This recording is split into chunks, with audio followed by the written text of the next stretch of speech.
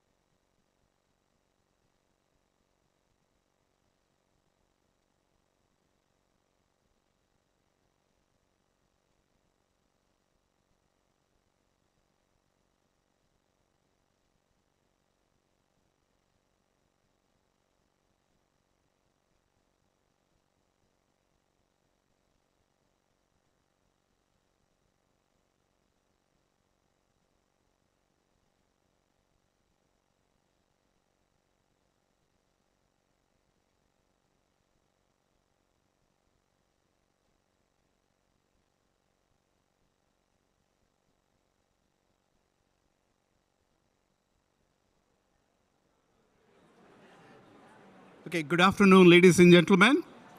It's my great pleasure to welcome you all to this important event at the Ocean Pavilion.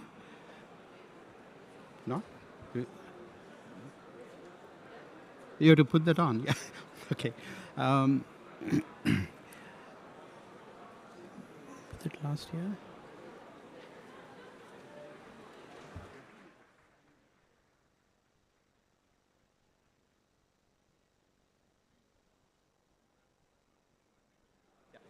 Okay.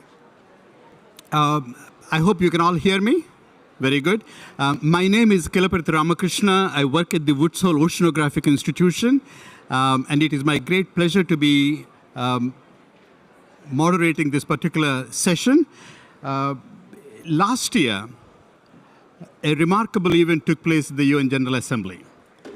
After 20 years of negotiations, the High Seas Treaty, oftentimes called as the BBNJ Agreement, Biodiversity Beyond National Jurisdictions, was adopted. We have, I believe, about 15 ratifications so far, and upon receiving 60 ratifications, it will enter into force. But then there are a group of individuals who are really promoting the idea of getting that treaty ratified at the earliest, and all those advocates are going to be on the podium today and speaking about why that agreement is important and why we need to do everything in our capacity to make sure that it enters into force no later than the UN Ocean Conference in Nice, France next year. And it is my great pleasure to invite to the podium the speakers for this panel, starting with Ambassador Peter Thompson. Tiago da Cunha, you want to come and take the podium, please? And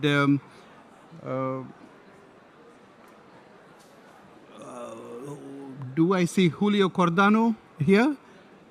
Julio Cordano? No, not here yet. We have Inger Anderson also will be joining us in a bit, but please, and of course, Isabella, you want to come also to the podium there? Yeah.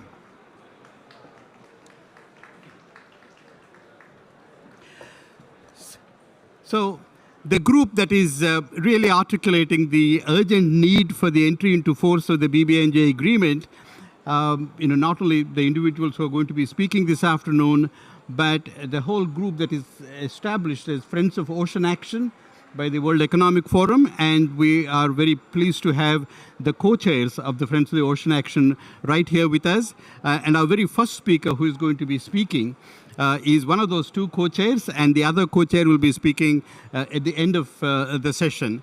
And the first person speaking is Ambassador Peter Thompson, UN Secretary General Special Envoy on the Ocean. And but before I give the floor to him, I just want to, with his indulgence, tell you all that it is his birthday today, and I would like all of you to join me in wishing him a very happy birthday. Peter, you have the floor.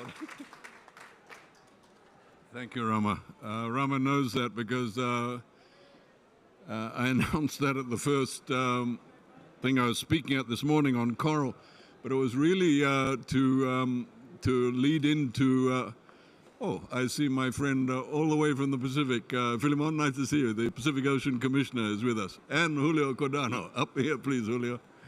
Another Friends of Ocean Action. Anyway, the reason was that on 18th of November, this day, back in 1992, that was, 32 years ago, there was a letter signed by 1,600 scientists, half of whom were Nobel Prize winners. They came from 71 countries, and they wrote a letter called Scientists' Warning to Humanity.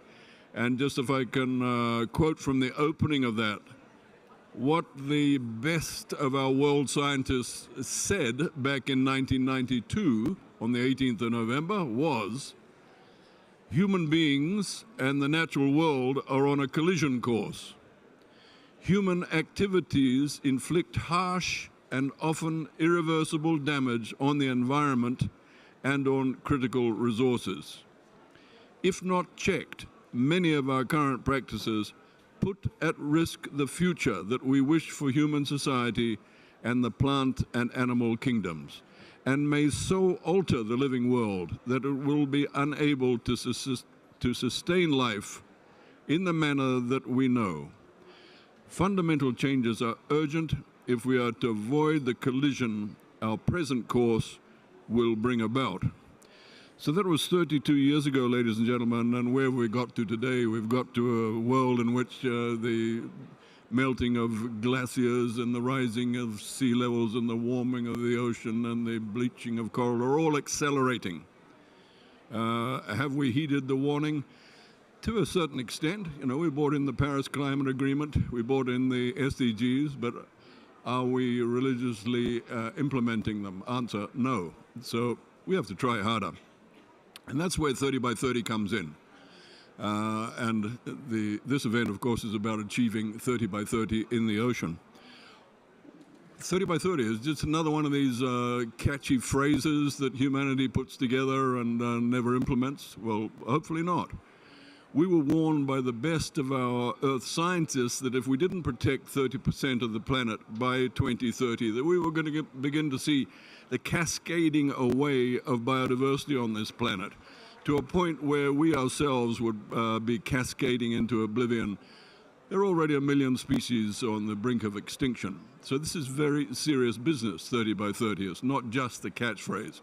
So then we ask ourselves, well, how are we doing in the ocean and in terms of achieving 30 by 30? The answer is not very well.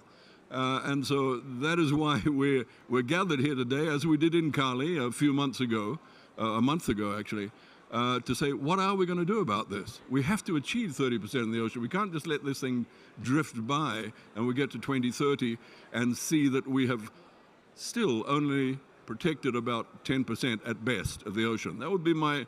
If we did nothing from this point onwards, I think by the good intentions of governments and so on, we'd get to about 10%. That's what the best of our reports tell us. So obviously that's not good enough, and we're here today to set in process a conferencing between ourselves, between the organizations and the governments that are interested in this subject, so that by the time we get to the UN Ocean Conference in Nice, in June next year, we can present a plan. Now, I'm going to put up a list, I hope. I'm a complete technophobe, so I probably won't be able to... Can you get that chart up, which shows the list that we drew up? There's a slide there showing probably about 20... Yeah, there we go. So look at the total there. It's only about 3 to 4% of the ocean covered, even though this is stuff that... look at the top one, the Kamla MPAs. That's 4 million square kilometers. That sounds like a lot of the ocean, and it is. But even with that, if you add all the others up, you only get to that total of about 4%. So you can see the scale of the job that lies ahead when you look at that list. Now, that's just an informal list that Friends of Ocean Action that we knocked up. It's not committing anybody to anything, but it does show possibilities. But obviously, we've got to double up or triple up on that list to get there. Now remember that the ocean is divided by mankind into the high seas and to EEZs. The EEZs, the exclusive economic zones, make up about 38% of the ocean. So within that 38%, the responsibility lies with governments to look after their own EEZs. And remember that EEZs are about responsibilities as well as rights. And one of those responsibilities is to protect 30% of the MPAs. So governments have got work to do there. Inga Anderson is going to be speaking later when she joins us about the role that regional seas programs can play in that. I think this is a shining moment for regional seas programs, how we're going to get that 30% within the EEZs. But when it comes to the high seas, I mean, the good news is we've agreed to the BBNJ, as Rama was saying earlier. We have to ratify that to bring it into force, though. And before we come to Nice next year, that agreement should be ratified. Because what does BBNJ allow us to do? It allows us to bring in high seas MPAs. For the first time, we can legally have high seas MPAs.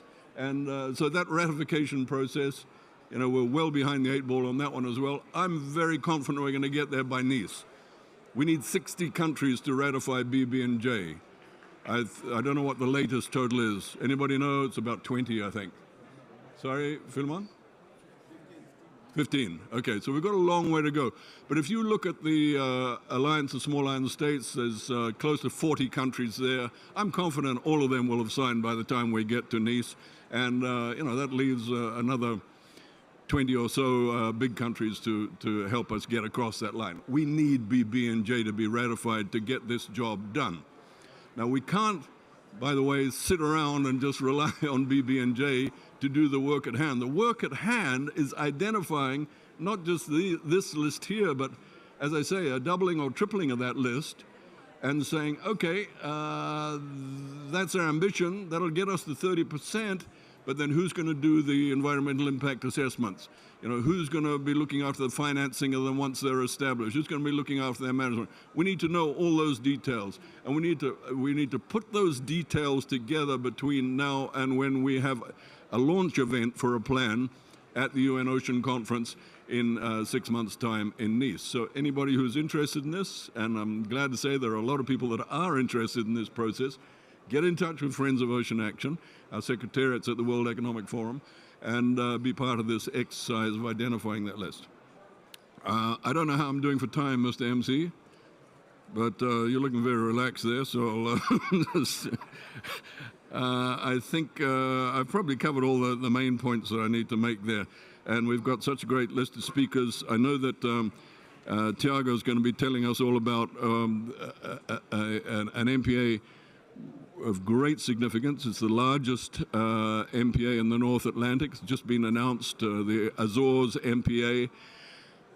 And what I particularly asked Tiago to do is to talk about the process, about how you get a huge MPA like that into being, because these things are always an arm wrestle. It's the same with the CAMLA ones, Nothing has been done since John Kerry's Ross Sea MPA in Antarctic waters back in 2016. Why? There's this arm wrestle always between sustainability and conservation. It's the don't kill the goose that lays the golden egg. That's conservation. But on the other hand, sustainable use, it's I got to put food on my kid's table. So that arm wrestle is an eternal one. And we don't want either side to win. We want there to be the right balance in between. And that's what this is all about, achieving that balance. So Tiago's going to talk a little bit about the arm wrestle that went on to get to where we are with the Azores. And I'm really looking forward to hearing from Julio, because I'm very confident the first MPA in the high seas is going to be the Chilean proposal for the Nazca Ridge, and we're going to hear about that from him. So thanks very much, everybody, and for being here. Thank you, Peter, for those remarks. Ladies and gentlemen, as I said, all these people that are speaking on this afternoon are heroes for action in connecting ocean to not only climate solutions, for the effective implementation of all the various agreements that have an ocean component. Tiago da Cunha, who is the CEO of the Oceana Azul Foundation in Portugal, is our next speaker and has been at it since at least the Paris Climate Agreement in connecting these dots. Piogo. Thank you very much, Rama, and thank you very much, Ambassador Peter Thompson, for already introducing me and the reference for the Azores. I understand that we can have a very short video about the Azores. I don't know if that's possible. If that's possible, we'll go forward with that. Thank you. São algumas das ilhas mais bonitas da Terra. Únicas, isoladas, frágeis. Os Açores. Uma força que atrai vida. Mas este paraíso está ameaçado. Nós podemos perder estes valores naturais se não conseguirmos agir rapidamente. Assim, uma equipa de cientistas junta esforços, 28 investigadores de 9 países, numa expedição sem precedentes, para explorar e documentar as riquezas marinhas dos Açores. Vieram para recolher informação a diferentes profundidades. Mesmo em alguns dos locais mais remotos da Terra. Eles irão lançar as bases para um novo caminho para o futuro. Um caminho para a conservação deste tesouro de Portugal. Os Açores.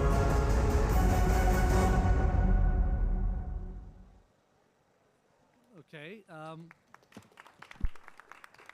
Thank you very much. These were some of the images of one of the two scientific expeditions that Oceano Azul, together with the Waite Institute and National Geographic, organized in order to make the decision makers understand the importance of taking action. It took us 6 years to build this marine protected area, which is the work of the regional government of Azores. But of course, Oceano Azul Foundation, we are proud of having supported the government in achieving this result. It's indeed a marine protected area. It's more than a marine protected area. It's a network of marine protected areas with a very large scale. It's the 11th biggest in the world. It's the biggest in the North Atlantic. It's the biggest in Europe. And it corresponds already to 15% of all of the Portuguese maritime area, which is a good contribution for the 30 by 30 of this country. And it corresponds to 5% of all of the European Union in the Atlantic, which is also important for the contribution of the European Union for 30 by 30. So scale is very important here, but I don't think that is only the scale. To be able to build such a marine protected area in only 6 years and with 2 years of pandemics, COVID pandemics in between, I think is a remarkable feat.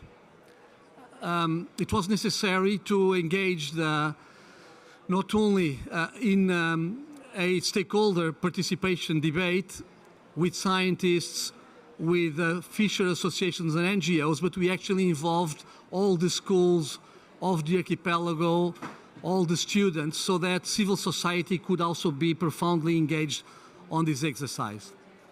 If you wanted to know more about how we did it, together with the Waite Institute and the government of Azores, please come to us and we will tell you more about it. I think the Azores can be truly a blueprint for many other actions for marine protected areas that will make us move on the 30 by 30 path, at least at the level of marine protected areas under national jurisdiction.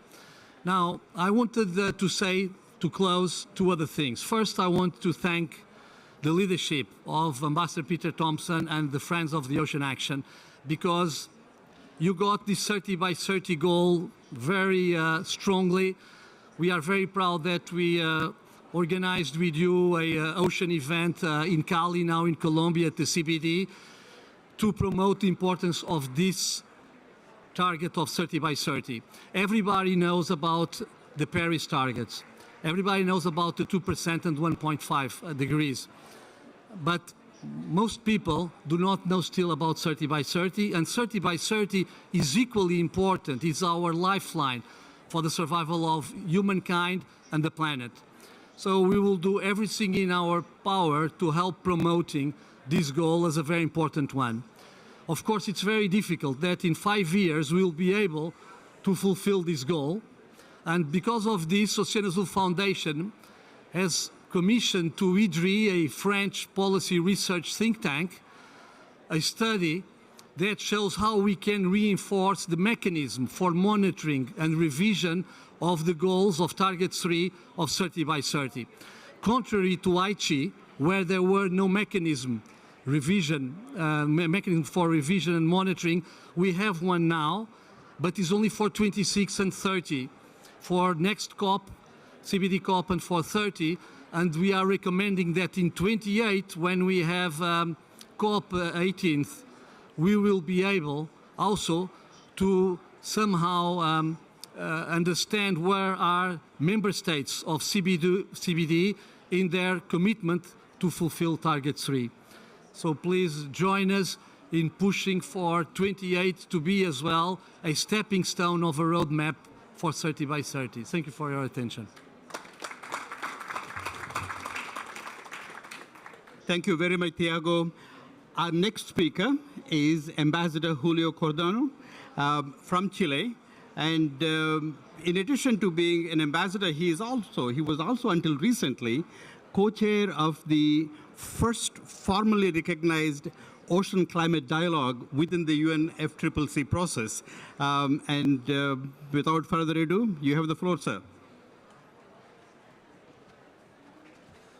Thank you very much, Rama, for the introduction. And indeed, it's been a long-standing relationship with the ocean. And actually, I just came from the plenary in the UNFCCC, the COP plenary. Things are looking different to this room over there. So it's very refreshing to have a conversation about concrete stuff and concrete measures. And it's in such an important agenda as the ocean and conservation and the 30 by 30 target. What I wanted to share with you today is something that Peter already alluded to it. I think it's so important that as we are progressing towards the only agreement that will allow us to have marine protected areas in the high seas, which is the BBNJ agreement, and I will say something about that in a minute. But as we're making progress on that front, I think it's very important that we start working right now on our plans to protect the high seas. And this is critically important because, as you may know, if we protect only the jurisdictional waters of countries around the world, we will only be able to get to 25 or 28% of the protection. And that is only in the case that we protect the entire jurisdictional water, all the EEZ in the world. And that's not feasible, and we need to be realistic. Let's not forget also that the 30 by 30 target doesn't only talks about surface or square kilometers. It also talks about biologically representative and well-connected MPAs. So we need to look at the ocean in its entirety. We need to go to the high seas. And in order to get that, we need to make sure that we have well-identified areas that we will be able to protect for the future. You know, it's not going to be easy because, as Peter was saying, we are still far away in the number of countries that have ratified the BBNJ agreement. We are in about 15. The last time I checked, it was 14. But I know that France has already completed its own internal procedures, so we will be 15 very soon. And we need 60. I know that many developing countries, the European Union is working very hard on this, and I know that we have a very good fighting chance to get 60 by Nice in June next year. So I'm optimistic about that. But even with that success, it would be extraordinary to have that level of ratification by then. But even then, we will need to go to the procedures that the BBNJ agreement establishes, which is also challenging.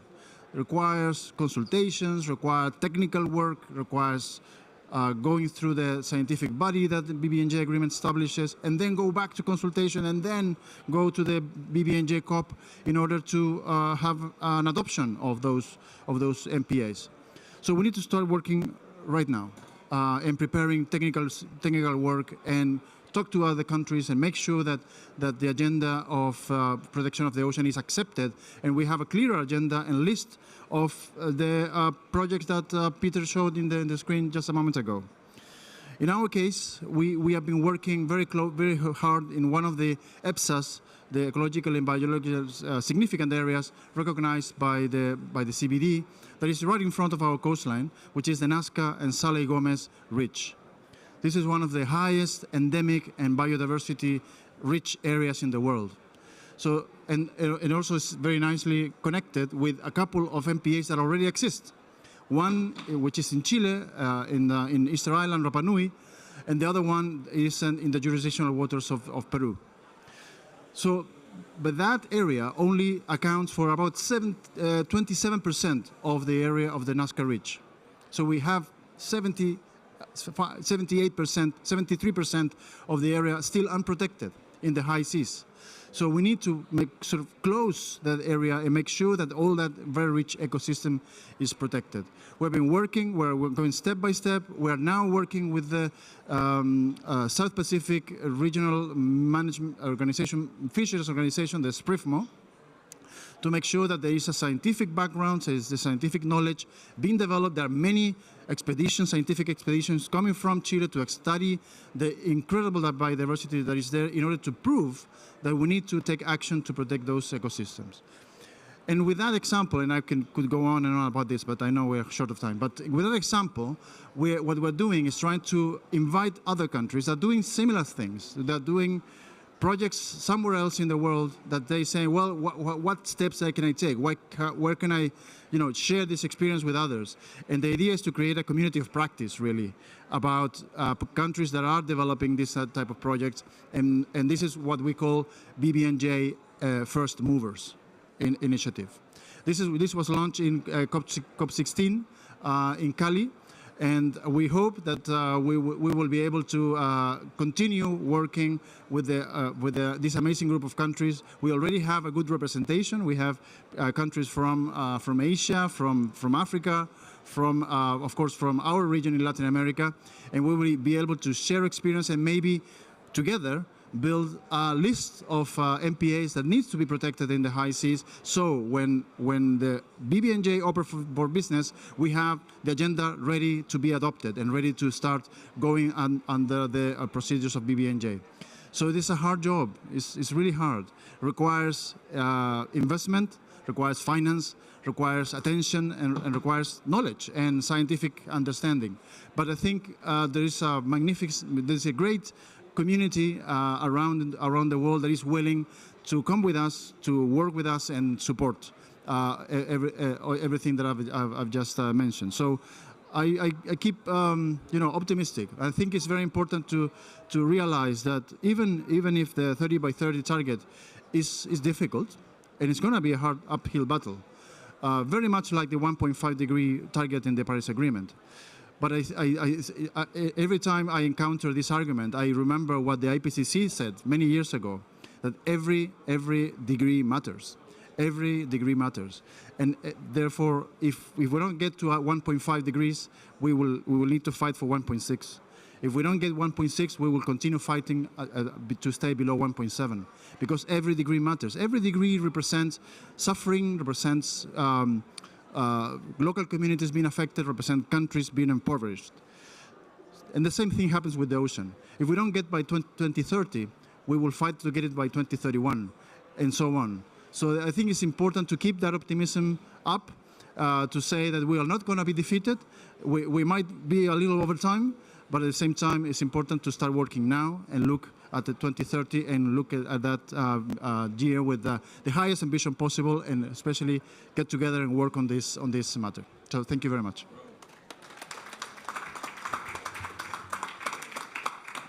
Thank you very much, Julio. I think your point is very well taken that it is a hard job, but I think we are on a very good track right now. I mean, there can't be a better example than to have the CBD COP in Cali spending almost 3 days on these kinds of topics about some other agreement. But that's, I think, is a good sign, and I think what all of you do is a great contribution to that. Our next speaker is Inger Anderson, Under-Secretary General of the United Nations and Executive Head of the United Nations Environment Program. And she has not only the megaphone, but the bully pulpit to make sure that the world community listens to what she says about the importance of all the issues that we're talking about today. Inga, you have the floor. Thank you very much, Kiripati. This is for tall people. I don't know if we can make it. I sort of, as a short woman, it's every time I have to stand on my tippy toes. Thank you, this is good, thank you. So look, let me just say that just a week ago, we issued the Protected Planet Report, and in that report, we saw that our goals that we set in 2010 at COP10 of biodiversity, where we said that we are going to reach by 2020 10% of ocean and 17% of terrestrial under protection. And we are inching towards those numbers. We are now at 8.4% of our oceans. So like you just said, if I may just quote you, Julia, because you were saying, well, look, every percentage point matters here. And so, yeah, we are getting there. A little bit too late, but there is a focus on it, and that's mighty good. 8.4 is better than where we started when we set that target. So, hey, it's on the way.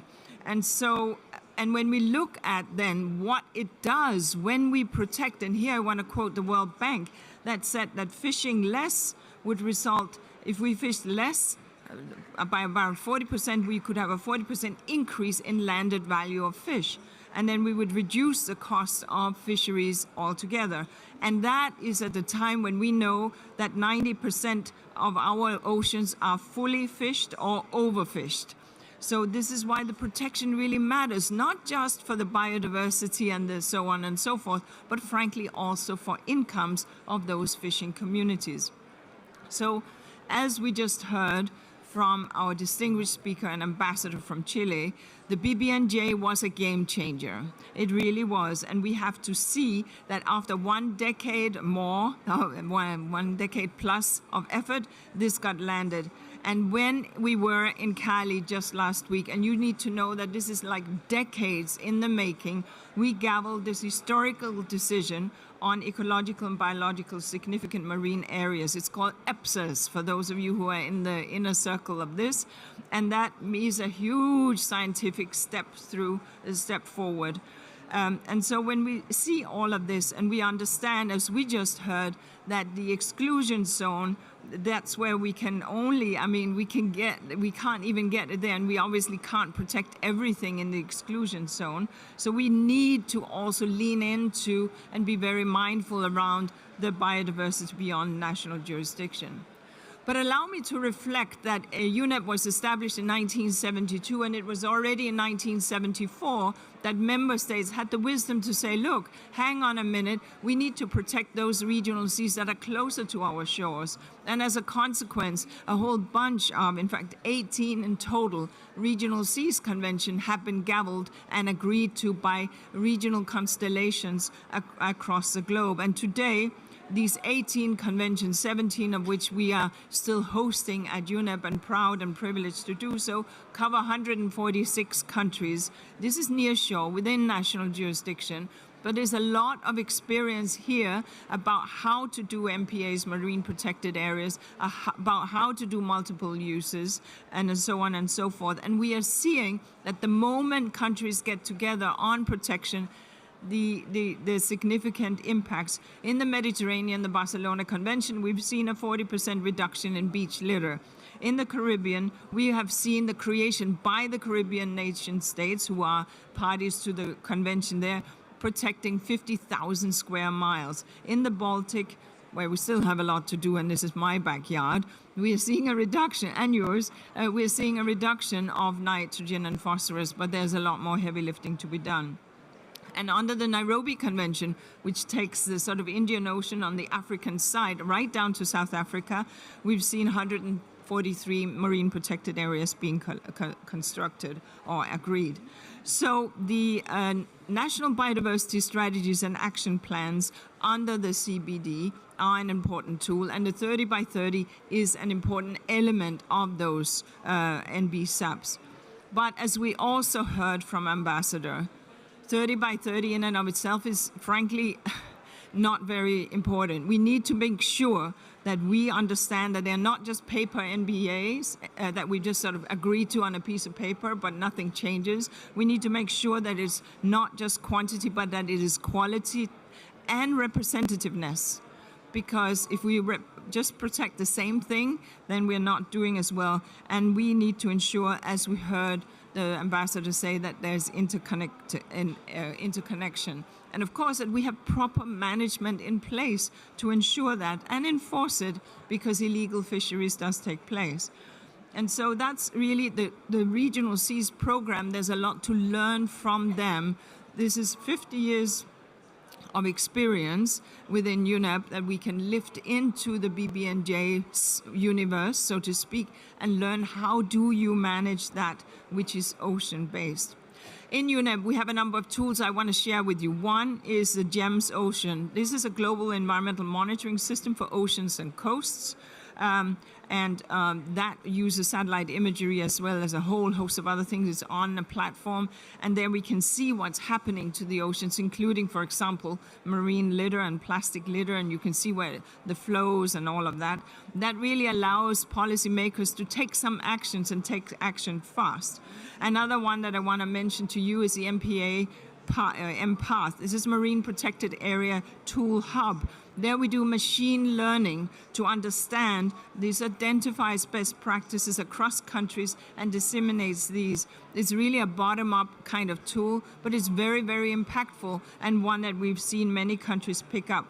We have over 10,000 practitioners on that tool, putting in and taking out from it. And these are the kind of things we want to offer up to the BBNJ, because it's very powerful.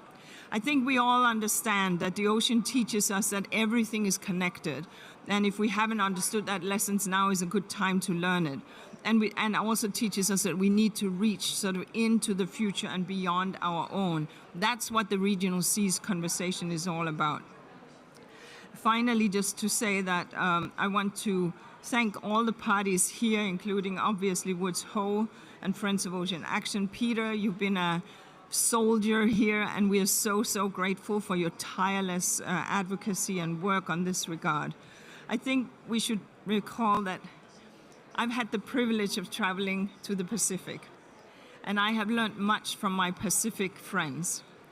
And they have taught me that we, humanity, we are all in this one canoe, and we are all traveling together in time and in space and our history and over our different identities.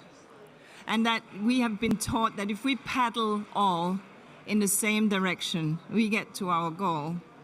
But if we go and paddle in different directions, we just go in circles.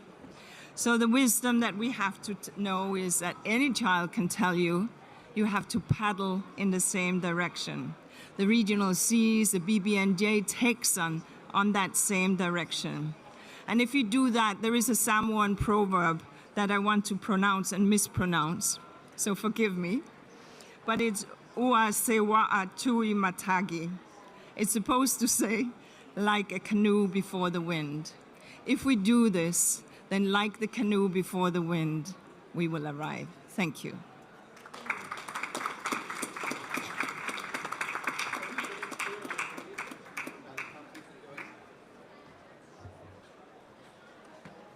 Well, we have a few minutes before I invite member of the European Parliament, Isabella Lövin, to give her closing remarks.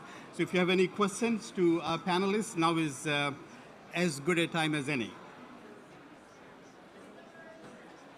Okay, yes?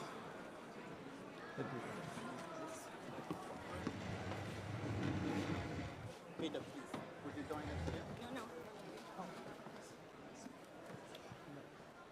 I don't have a question.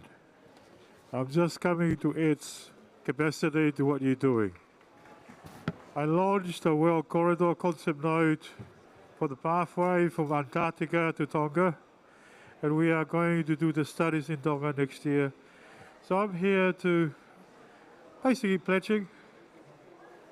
So Peter will tell you a lot about it, but if you want to know more about it, come and see me afterwards. So here we are. Thank you, Peter. Thank you. Yeah.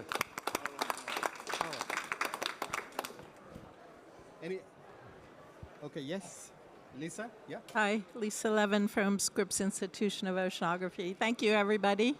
My question's about EBSAs and the role of climate. And I know there are several hundreds of EBSAs. The last time I looked, only one of them was intentionally selected to address a climate change problem. And I know that the criteria in the BBNJ for selection of MPAs includes, I think, vulnerability to climate change, but it doesn't include the role of the ecosystem in regulating climate and in the carbon cycle. And so my question to you guys is, do you see climate becoming a more important element in the design and selection of MPAs on the high seas? Yeah. Or anywhere, actually. I mean, absolutely, this is where the member states will have to take it. It's all in the hands of member states. That's why we need a rapid ratification. That's why we need a COP1 that will say, hang on a minute, beyond being biodiversity, the ocean regulates everything else as well. Not quite everything, but the ocean and terrestrial regulate. And therefore, there are certain areas where protection matters more than others. In the meantime, however, organizations like UNEP, like Scripps, should of course produce science and evidence precisely of how and what that looks like to give information to those member states so that we can expedite this. And of course, on the things that are within national jurisdiction, which is not insignificant, we should similarly do the protection action to ensure that we are very mindful of the regulations itself. Yeah, thanks for that, Inga, and thanks for the question, Lisa. It gets to a really difficult part of the challenge that we have ahead of us, which is that we've got to have climate-smart MPAs as well as being, biodiversity relevant. If you take the continental coastlines of the world, you can see that species are on the move. Life is moving away from the equator, going north in the northern hemisphere, going south in the southern hemisphere, to put it simply. And so does an MPA move with the species, or does an MPA stay in what may become a marine desert rather than moving up with the species? So that's part of this very complex challenge which we've got ahead of us. Obviously, we've got to have biodiversity-rich MPAs, but we've also got to have climate change-smart MPAs. Good question. Thank you. And can I just say very quickly that Rama was alluding to the fact that I was the co-chair of the Ocean and Climate Dialogue. In this year's dialogue, in this year's report, there is a special reference to the MPAs as a vehicle to combat climate change. And the good thing about the report is that it's not only a conclusion and a recommendation from the co-chairs, but also there are many case studies and lessons learned in the study itself. So I think maybe they could be a good starting point. And our call as co-facilitators is to call on parties to include MPAs in their NDCs to make sure that as they are protecting the ocean, they are also measuring the benefits of climate change, both in adaptation and mitigation. There are many challenges, of course, accounting for blue carbon and many other things, let alone adaptation. But I think the starting point is to look at this and look at those connections. Right. Any other questions, comments? Masa? Thank you. I also wanted to ask Inga the question about this coordination between regional ocean program and also maybe the regional fishery management organizations or fishery sectors. When we attend the international meeting to entities do not necessarily interact at the international stage. When it comes to the national stage, maybe it may be the same. And I just wonder whether we can draw any good lessons from any other regional sea programs to see how this conservation and the fishery nexus can be addressed in a context for achieving 30 by 30 target. I mean, so the question it was about the regional seas, these 18 regional seas conventions and how they link to, I think, the biodiversity beyond national jurisdiction. You see, the thing is, the fish don't know whether they're in somebody's territory or whether they're outside. They're going to go where they go on their migratory pathways, and then they're going to come back. Maybe they spawn in a particular place near shore and then go on wider journeys. And so we, from a UNEP point of view and environmental management and stewardship point of view, obviously we say there is, I mean, it's a human-made line in a space that is not possible to draw a line in, i.e. our oceans. The waves will move, the plankton will go, and it will be a function of temperatures, the winds, the ocean itself, and the pathways that these migratory species have. So, and of course, human pollution and interference, especially for the large marine mammals. And so, therefore, it is interesting to me that the biodiversity beyond national jurisdiction has not leaned back enough as it could have on the regional seas. UNEP has been making a lot of noise about this because it's one ocean. And so we will see, of course, when this treaty comes into being, from any nation state that is part of a regional seas convention, they have to lean against the others. And so that imperative is one that we from UNEP, and we hope informed scientists and others who are and practitioners and policymakers who are in this room will understand. The Baltic Convention doesn't stand separate from the Atlantic. It's connected. The water will flow. And the Cartagena Convention of the Caribbean is not separate from the ocean that links up to the Azores. It's one big connected interconnectivity. And so that's really what we will continue to advocate for.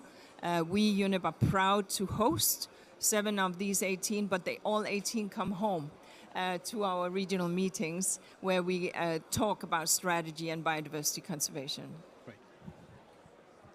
Just to speak briefly in support of what Inga has just said about the Regional Seas Program, a lot of people don't realize he's been around for 50 years in some cases, and they're a very important part of the ocean fabric. I do think that 30 by 30 is going to be the time for regional seas programs to really shine. I think they're going to be very important to this exercise which we're setting out on today of working out where we're going to get our oceans 30 by 30 from.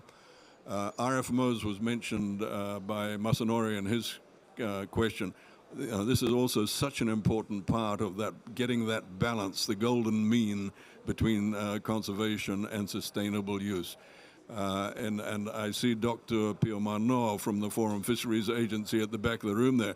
It just reminds me that from the 24th to the 27th of February in Honiara, which is the headquarters of the Forum Fisheries Agency, we're having a World Summit on SDG 14.4, which is the fisheries target of SDG 14, to address all these questions, to bring together Regional Seas Program with the RFMOs, specifically to your question, along with fisheries interests from around the world, so that we arrive in Nice with a better story than we arrived in Lisbon in terms of how we are faring on our fisheries management of the ocean. Thank you very much. Right. Question to both Peter and Inga. The problems of coordination exist in the UN system, and we all know that. But are we on a new path where we try to break those silos and work together? I mean, for example, in Dubai, they came up with the idea of a troika, for the climate COPs. And then at the same time, they've adopted another declaration that talks about how all these multilateral environmental agreements, major ones at least, should come together and then talk about it. I mean, if you could kindly reflect on that a little bit more, because there is a sense that we need to do more, and I think we probably are on the right track, but I think some reassurance from this panel would really go far. Of course, I'm old enough to have been in Rio in 1992. And at that time, I was one of these environmentalists who said, well, why are they cutting the slices into three? Right. But anyway, that's what the world decided to do, and it made sense for all the other reasons, so I'm not going to refight that fight. But the point is, when you look at the environment, it is one whole. And of course, you know, what we do to our atmosphere has an immediate impact upon the terrestrial and on our oceans. And the way we suck toxics into our oceans and into our atmosphere has an immediate impact on climate and on biodiversity. So whether we talk about the climate crisis, whether we talk about the biodiversity, land loss, desertification, and marine collapse crisis, or whether we talk about pollution and waste, these three things are indivisible. Now, we, UNEP, we are the proud host of 17 conventions, including the Biodiversity Convention. In fact, there are only two conventions that do not sit with UNEP, one being the Climate Convention and the other being desertification, the latter because Africa wanted to bump it up to get it greater attention, and rightly so. But at any rate, of course, all conventions come to us, as I mentioned. And so UNEP really is a platform where these things happen. And to a large extent, that happens in an informal, soft law way at the United Nations Environment Assembly. That's the only place where you get all ministers present, all stakeholders present, and where you soft law, because the hard law happens in the COP, and that's absolutely as it should be, where you get these conversations. That's why we have always an MEA day, an MEA tent, where these conversations happen between and amongst the regional seas, with the upcoming BBNJ, with the Biodiversity Convention, and not one of them is managing a COP. Because when you're managing a COP, you don't have time for all of this. And so there's only one that is on crutches, the COP manager, and the others can freelance a little bit more. At UNEA, it's the other way around. We are running the thing, but the conventions can do what they need to do to enhance. I'm very happy about the decision that was taken at Cali, which speaks to more integration, and we will see something again here, I'm quite sure. And the Rio Trio is good. I keep saying, if you have triplets, and I have twins, but so you know that the twins hang together and leave the other siblings out. So don't forget, I tell the Rio Trio, your siblings who are the pollution conventions. Don't forget them, because they matter and impact you more than you may think, including Montreal Protocol, including the chemical conventions. So thank you. Diego. Thank you very much, Rama. No, that's a very important point. And this is why tomorrow, UNWAZUL is organizing a meeting on the triangulation between ocean climate and biodiversity with the Portuguese Foreign Office at the Portuguese Pavilion. Everybody is invited to come at 11:30. In fact, what happened now in Cali and the need for Cali and for CBD to outreach also to climate, I hope could be reflected in case there is a cover decision in this, well, not going to predict that will be, but in case there is, it would be very important that the same reaction would happen from the side of climate. I truly hope that at the Ocean COP, which is UNOX 3, and UNOX are becoming regular meetings, we will be able to consecrate the need for this triangulation between ocean climate and biodiversity. I think that the fact that at Paris, for the science, for the climate scientists, for the decision makers, there was no need to have a clause on the oceans about temperature, about mitigation, about what is the role of the oceans for climate, says it all. Yeah. Peter or Julio, would you like to jump in on this? No? I think you were probably leading into an advertisement for your event that you've got on this subject. Well, I mean, now that Tiago gave me an opening, yes. We have an event, an official side event of One Ocean and 3 COPs, day after tomorrow, and I hope Inga would be able to join us in that as well, and Peter is joining, and a few others. It's going to be, I think, that's exactly the way to go. I mean, as you pointed out, Inga, not forgetting, that these are 3 together, and how we make most of their presence in what we are trying to do here at the Ocean Pavilion is really to show the centrality of the ocean for human sustainability and in meeting all of the various goals that we have. Sorry, just because I know you're about to introduce my co-chair. By the way, that's supposed to be FOA, not FAO. I haven't taken over it in Rome yet. So, yeah, my co-chair of FOA is here with me. But before you introduce her, I just want to thank you, because you mentioned Ocean Pavilion. I mean, we've had it for successive COPs now. I mean, without Hui and Scripps, this fantastic convening spot that we have would not be available to us. So everybody's really, to Rama and to Scripps, thank you so much on behalf of the whole ocean community. We really, really appreciate this. Thank you. Thank you. The other thing I want to just say before I hand back to you is that I'm sitting next to a gentleman who for many years now, along with Niall O'Dea from Canada, has run the Ocean Climate Nexus, the dialogues in Bonn. It's a hard thing to get to every year. I didn't make it this year, but these two co-facilitators or co-chairs? Co-facilitators done such a fantastic job for us all. It took us so much effort to get those ocean climate dialogues into existence, but what mattered once they were in existence was that they were led competently, and Niall and Julio have just done a fantastic job. They have to hand over now, unfortunately, because it's a two-year term. And I'm dying to hear who's taking over from you, by the way. But again, if you could all thank Julio and Niall for the job that they did on our behalf. Thank you.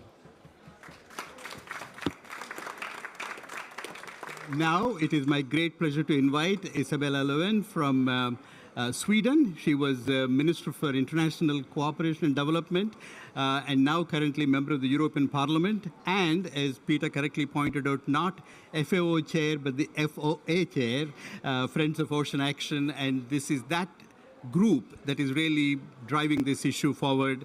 And without further ado, you have the floor, ma'am.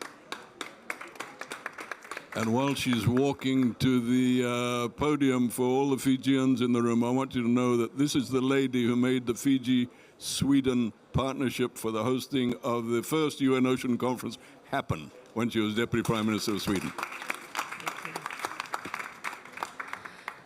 So thank you so much. It's such a pleasure being here at the Ocean Pavilion and also feeling a little bit of optimism. Because as we already know, the political climate of today is not precisely that of one humanity or one planet or one ocean, but we need to have that approach if we're going to solve the immediate threats to humanity and to our planet that we're facing right now. And as Ingrid was saying multiple times, we just have one ocean, and it doesn't have real borders. So if we're going to save it, we have to work together, we have to cooperate. And we have the tools to do that. So let's just do it. We have the goal of 30 by 30, but also we know it's a big challenge because it's only 5 years to go.